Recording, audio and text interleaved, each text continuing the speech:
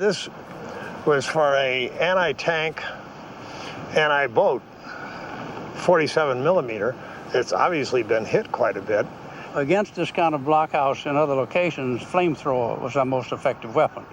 The flamethrower not only burned them up, but if it didn't, it sucked all the oxygen out and they died instantly of suffocation. There wasn't any way to breathe.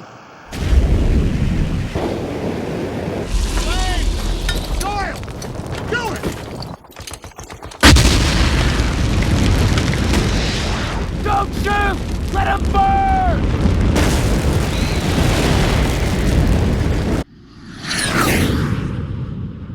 Hi everybody. Flamethrowers have been used in some form or another since ancient times, but the modern flamethrower that we normally think about originated in World War I, as most things in modern warfare did, to help clear the trenches. But most people think of it where you shoot this guy with it out in the open and then he's walking around like this, you know, he's on fire, and then he'll walk around for several seconds and fall over dead. He burned to death. But that's not what flamethrowers are really used for. They are used to defeat fortifications. You see, in World War I, first used by the Germans to break the stalemate of the trenches, they tried so many things. They wanted to walk up and then just torch the trench, and then everybody would vacate. Even guys that wouldn't run from a machine gun, they're going to run from the flamethrower. They would just vacate it, and then you could occupy their trench. But they found after they torched the trenches that a lot of people died that didn't have any burn marks on them. They'd like run just around the corner, and run like 5 feet, and then fall over dead, and for no apparent reason. And they couldn't figure that out for a while. And finally, it was revealed that it was from carbon monoxide poisoning. The flamethrowers put out a lot of carbon monoxide. Now, we've all heard the urban legend about the guy that locks himself in the garage, closes the doors, and then turns on the car. And a few hours later, he turns up dead from the carbon monoxide poisoning. But see, an engine at idle is running on just a trickle of gasoline. The flamethrower goes through about 1 gallon per second. Okay, sprays everything with carbon monoxide, and death is almost immediate. Most of their use was in World War II against pillboxes and bunkers and things like that, and mostly by the Marines in the Pacific, because the Japanese had these underground bunkers. They were dug in underground and had networks of bunkers where you could throw a grenade in this one and you kill the guys in there, but then the guys in the other one would just come through underground and reoccupy it. So they had to have a way to root them out of there in mass. And so you could either had to go in on foot and fight them in the dark. It's not a good idea. Or use the flamethrower. So what the flamethrower would do, they'd torch it and it would consume the oxygen in the bunker and replace it with carbon monoxide. So the only thing you're breathing is poisonous gases. It's much like putting nerve gas or something in there. You're spraying poisonous gas throughout the bunker, consuming the oxygen and making it really hot. But really the flames are probably the least deadly thing about the flamethrower. You have a much more collateral effect from the consuming the oxygen and then spreading the poisonous gas throughout. In the Pacific, one Marine fired his flamethrower one time into a bunker and killed 72 Japanese soldiers. And another guy, when they were laying on the beach, used a flamethrower and took out 7 pillboxes. Just one guy with one flamethrower took out 7 pillboxes, and that allowed the Marines to advance onto that beach and begin taking that island. So what you're doing with the flamethrower is using that enclosed space against the enemy and making it your advantage and their disadvantage. And so you wouldn't see a lot of the walking around, you know, burning and on fire and all that kind of thing. They die from the carbon monoxide poisoning way before they burn to death. So when we see that in movies and things, that's just Hollywood. That's not really, that didn't happen a lot. Another Hollywood legend is a sniper would shoot the tanks on the back of the guy carrying the flamethrower, and it would burst into flames and burn everybody out there up. That's not really the case either. The tank may decompress and spray shrapnel all over the place like that, especially into the guy carrying it, but it's not going to spread flames all over the place. To set it on fire, you need an incendiary round to ignite the flames. So that's not really something that happened a lot either. Snipers did frequently target the guy carrying the flamethrower because he is the greatest threat to their fortifications, which is a good reason why they started mounting them in tanks. You just replace the bow machine gun with a flamethrower, and since it's a vehicle, it could carry more fuel and bigger compression tanks, stuff like that, and it had greater range. Reportedly up to 150 meters. But you mount it in a tank and then you're bulletproof. Is the bunker clear? We got it! It's been cleared!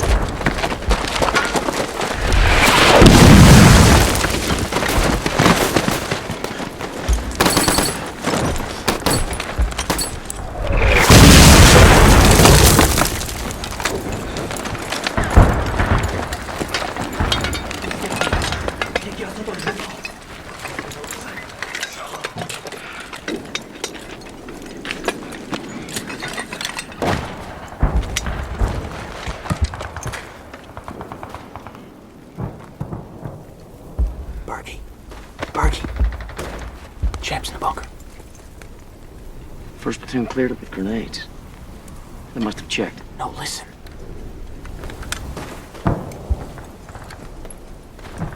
Wake up, Sledge. Bargy. I'm sure. They're in there.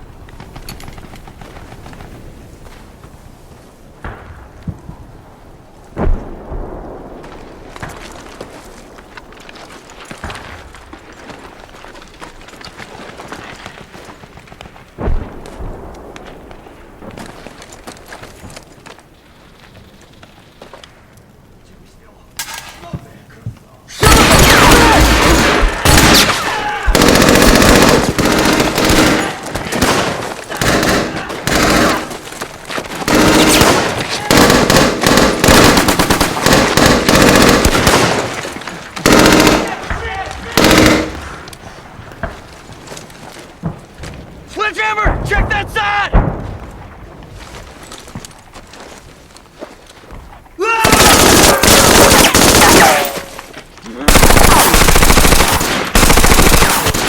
Sledgehammer! Bargy, up here!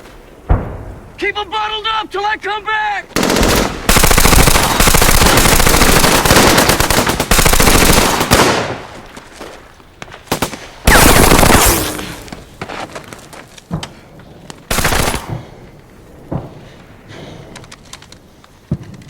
Layden!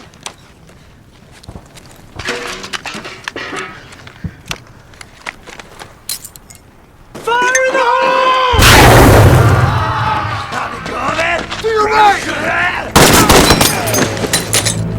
Grenade! Grenade!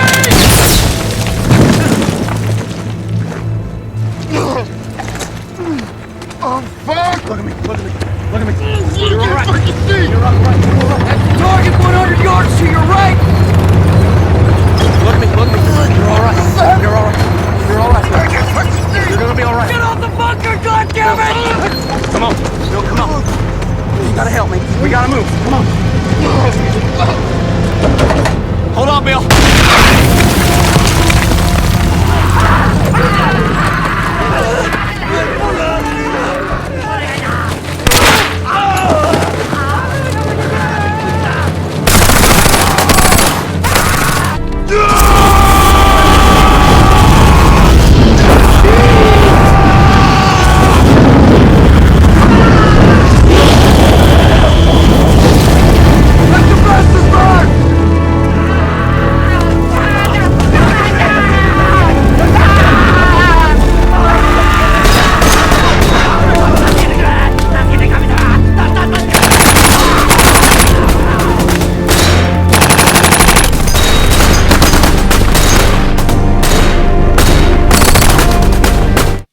This is from the miniseries The Pacific, and a lot of it was based on memoirs from one of those guys there, Sledgehammer, E.B. Sledge, and I have read his memoir, and a little bit from that.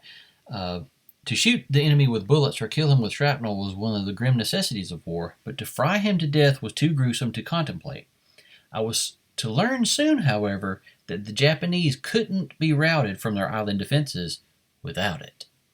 And there were some differences from the scene there in the miniseries. He began dropping grenades into it. Each one exploded in the pillbox beneath us with a muffled bam.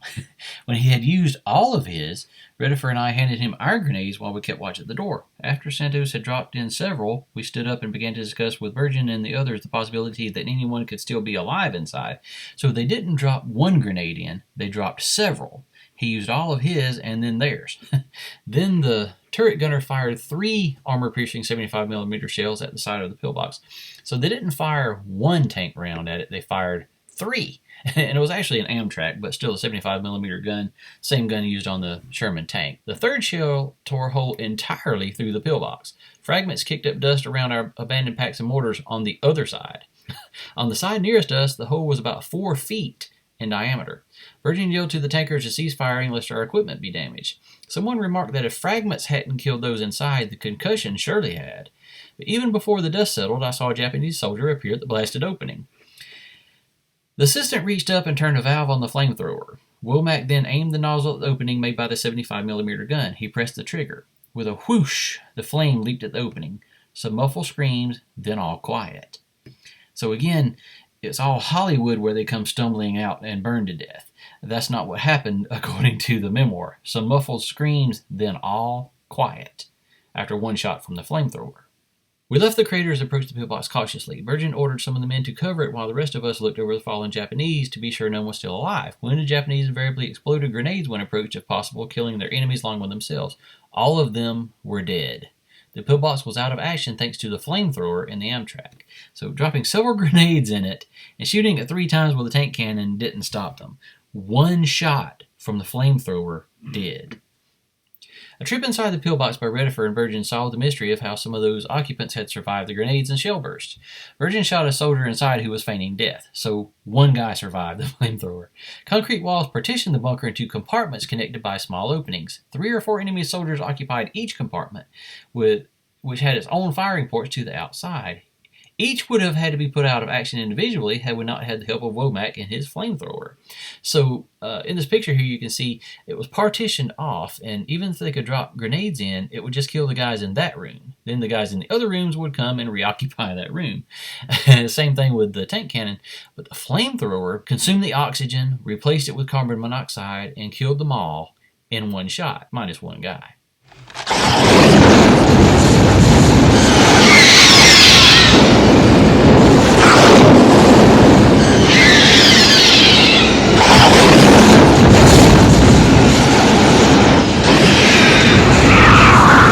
She wouldn't be able to do that in real life because she is in the enclosed space along with the enemy.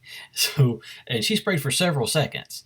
So there would be enough oxygen consumption, enough carbon monoxide, either one, to kill her and Newt straight away.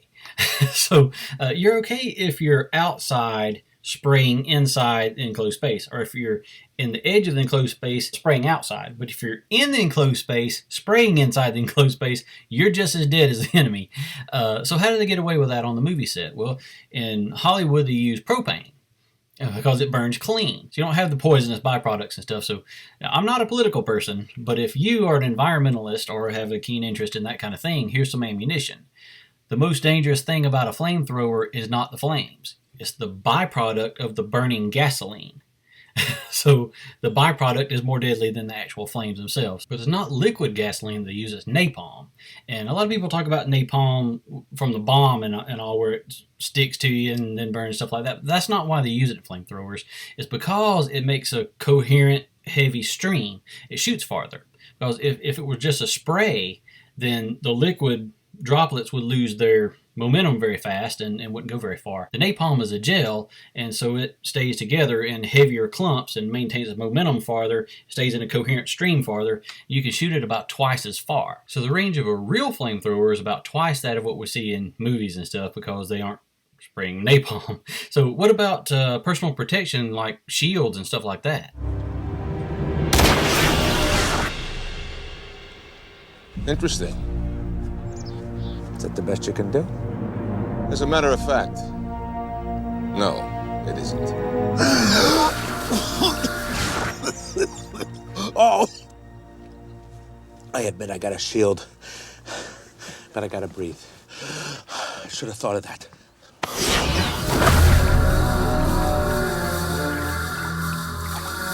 That personal shield of yours is very interesting. Yeah. If we were to bury you alive, it would protect you from the weight of the soil. But you would still suffocate. Fascinating way to die, don't you think? Gotta tell you, it's not that fascinating to me. It is to me. Wait. You can't kill me. Look, I'm the perfect bait. This guy had a highly advanced personal shield. Would it protect him from a flamethrower? Would it protect him from the flames, but he still has to breathe. If he's in an enclosed space, it would consume the oxygen, and then he can't breathe. And if it does let gas through for him to breathe, he'd just be breathing carbon monoxide, which is poison. But in either case, he's dead, even with the shield on. And that would be the case with any personal shield or any body armor, because you still have to breathe. And the flamethrower prevents you from doing that, and you die from oxygen deprivation. starships and space stations and things are sectioned off into small areas to prevent decompression. It would be especially effective in that kind of situation. This brings home certain points that it's not how sophisticated a weapon is, it's what it does. Because here, personal shields, for instance, they might defeat blasters, phasers, force lances, whatever, but the flamethrower would still kill the operator. It's not nearly as sophisticated. Or we could say, well, this Techno-Babylon particle rifle, just imagine what that does to the body. Well, I imagine it kills it, just like an M16 would. And you shoot them on screen, they always shoot them one at the time, like an M16 would. So I don't see a fundamental difference just because it works differently. But if they're in a cave or a bunker or something, the flamethrower would kill them all. So even if you have personal shields, body armor, whatever, the only thing that can save you is an oxygen tank. So yes, I feel these things are still relevant in the sci-fi environment, but I keep referring to flamethrowers in the past tense because nobody really uses them anymore. Now, there's not necessarily a ban. A lot of people think there's a ban on them, but that's not necessarily the case. In fact, in the United States, there's no federal law that says civilians can't own them. My friend George has one. Yes, I've seen it, and yes, it was lit. He's a building contractor, and he uses it to loosen the glue under tiles so they come up easier. It's perfectly legal. It runs on propane, by the way. But even civilians can have them. But they don't use them anymore for these reasons. First of all, in the kind of conflicts we're in now, nobody uses pillboxes. Nobody fights a lot in bunkers. And when they do, we have these bunker buster bombs and missiles and things like that. Of course, those things are expensive, but you don't really see a lot of that anymore. And so the flamethrower, you don't really have a big use for it because its primary purpose is to defeat fortifications. Also, they have gas grenades. You can use nerve gas, tear gas, etc. They have incendiary grenades, shoulder-fired rockets, or heavier vehicle-fired rockets, so they can kind of take its place that way. But I still feel that the groups that use it would have advantages in certain situations, particularly on starships and space stations and bunkers and pillboxes. It sure beats charging into the cave against gunfire. Anyway, I hope you enjoyed this commentary. I'll see you next time. Hey, this is Dean Can, and you're watching SciFights.net. Boom!